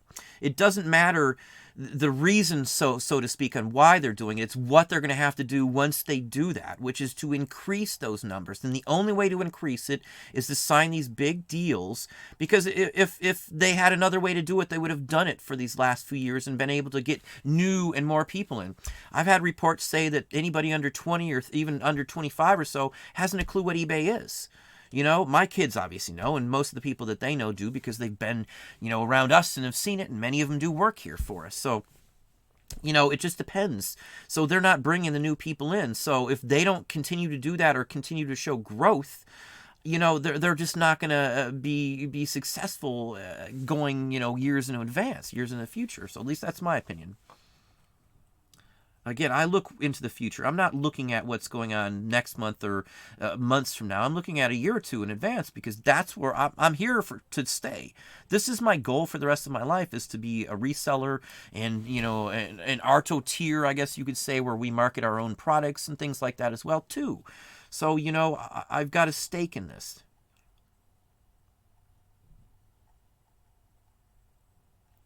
Yeah, dividends do start. eBay's been around for long enough to have done them for a lot more, or for sooner than this. All the other companies that you mentioned did the same thing I'm talking about. That's the point that I am making, BitMEX. They all turned into just a massive corporation that only cared about money. That's the whole point of that. That's what happens when Apple went that way. Apple iPhones skyrocketed in price, and it's some big prestigious thing. And Apple's been having issues and messing up and doing this and doing that, and they're not seeing the increases because they've overflooded and they've charged so much. And other companies have as good of a phone, or if not better features than Apple phones in some aspects. I know not everything, and Apple phones do have a lot that a typical Android don't, but a lot of those apps you can still get from other vendors and things like that too. So I just know what's happened on this as well. And I've taken, business classes in college. I've taken the whole aspect. We've looked at all that. I've spent, months on end taking business classes. So I'm not a novice. I just don't play the stock market. We did play it when PayPal split off, and I've owned company stock for Disney for quite some time in the past, and several other companies as well too. So, and we had PayPal stock obviously too. So, I know enough to get the gist on what this could lead to. All the companies that we're talking about here, Microsoft, the same thing happened. Microsoft owns a monopoly, or owned a monopoly, forcing every company that had a new computer to have their product, Microsoft, Windows on their PC. That was a monopoly they had. And they did it once they started to broadcast and grow and to start selling stocks, and they did it to increase, profit share and all these other aspects of it. So there's bad stuff that goes when a company matures like that. eBay's been around for a long time. There's a reason they didn't do that before. Nowadays I just see that they want to make just a massive amount, and they're afraid of Amazon. That's just what I see, Amazon I sell on too, so I can't complain either way, but thank you, Meredethy. Let me pop down here too. We're going to go for a few more minutes here. Let me see here. Let me see. Hang on, my feed just bounced around.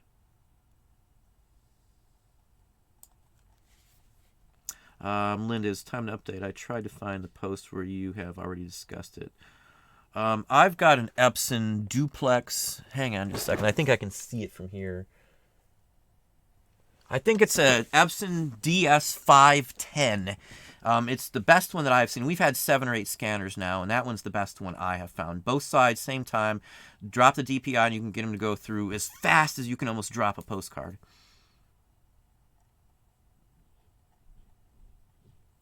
So dividends is a good sign of massive strength, tons of cash on hand. They've had more cash on hand, and they actually had better sales many years ago for many years. So that's not the case with eBay. It doesn't mean it's a good sign, because their stocks still aren't up. Their stocks are still stagnant where they've been for years. eBay's been around for over 20 years. Most companies don't wait 20 plus years to do that.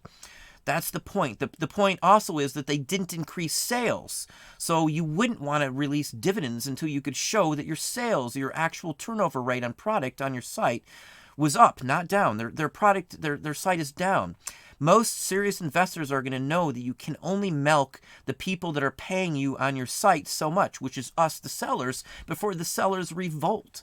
I mean, that's just a fact.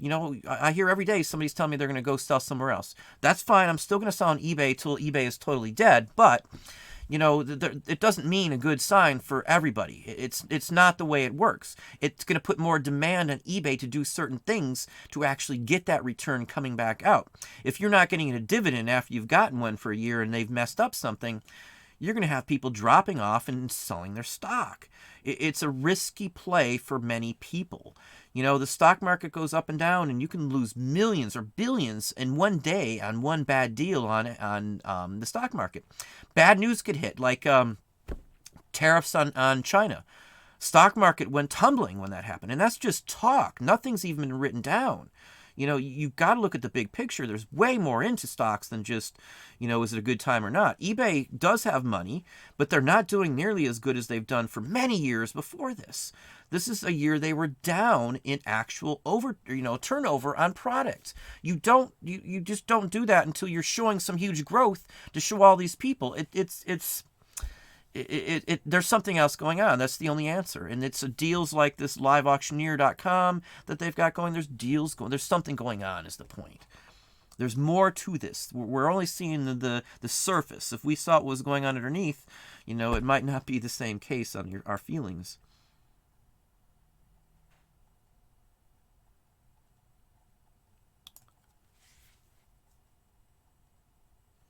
I would have never thought you were into old school thrash metal.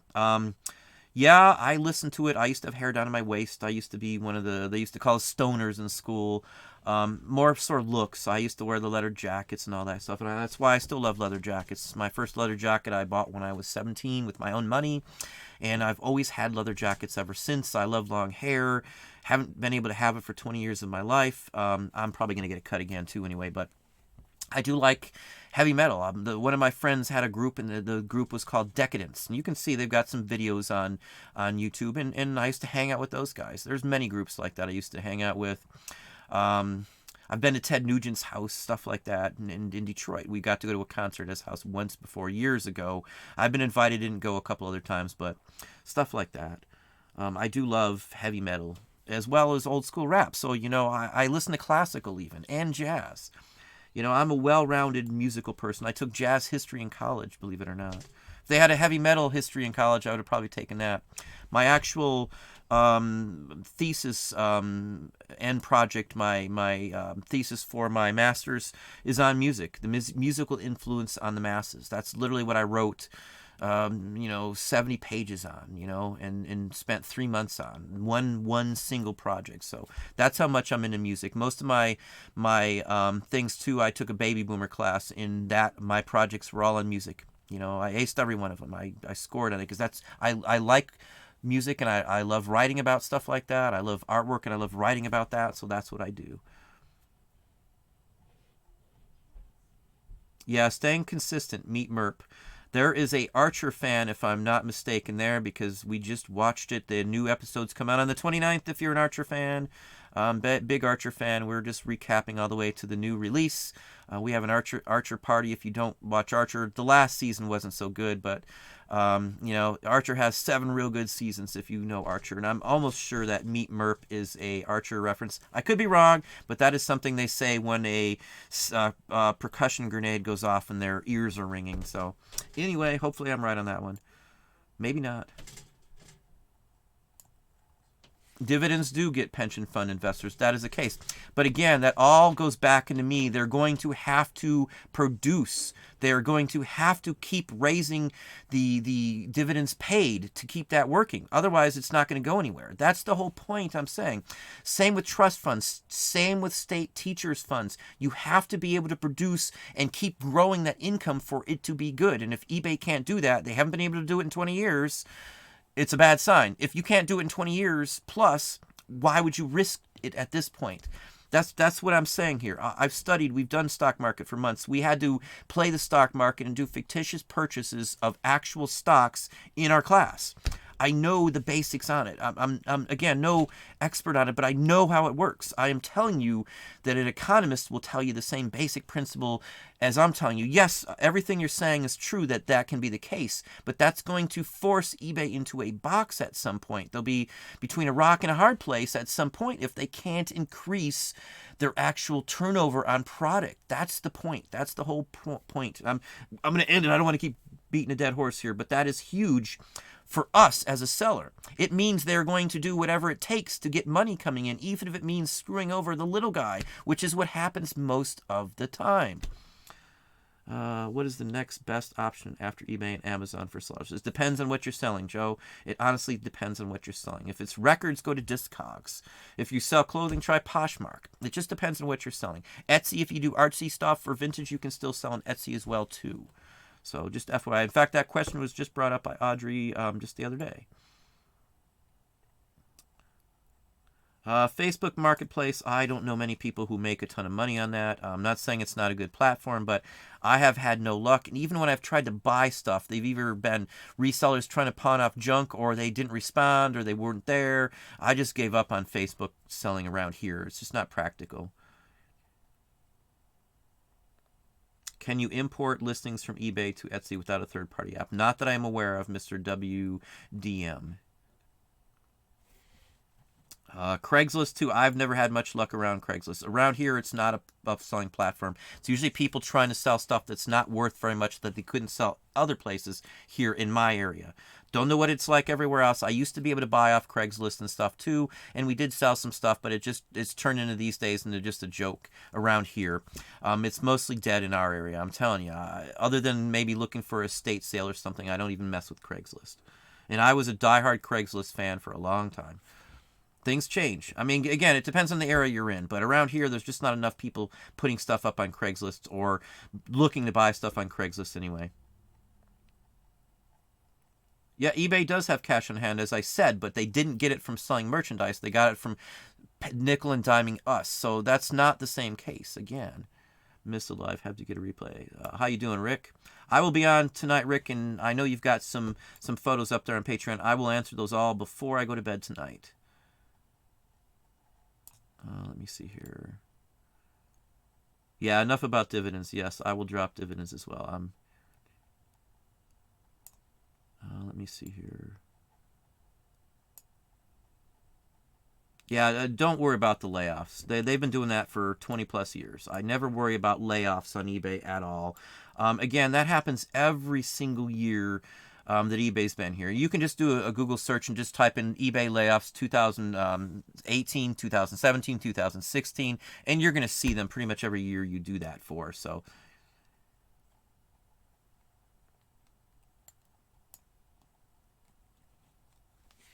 yeah, I'm not going to go back into dividends. I know where it stands, and I know what it means, is all I'll say on that. Just because, again, I've done that. We've played the stock market as well as eBay. I've owned eBay stock many times. We have sold it, at this point, though, just because it's not worth it. I'd rather tie my money up somewhere else. Stock markets go up and down, and I've got my money in a place where I don't have to worry about it, at least from my standpoint. And I'm practical when it comes to stuff like that, but... Anyway, we're about to the end here. Some other issues and things to think about, sourcing. Everybody darn well better be sourcing all you can if you don't have a lot of merchandise.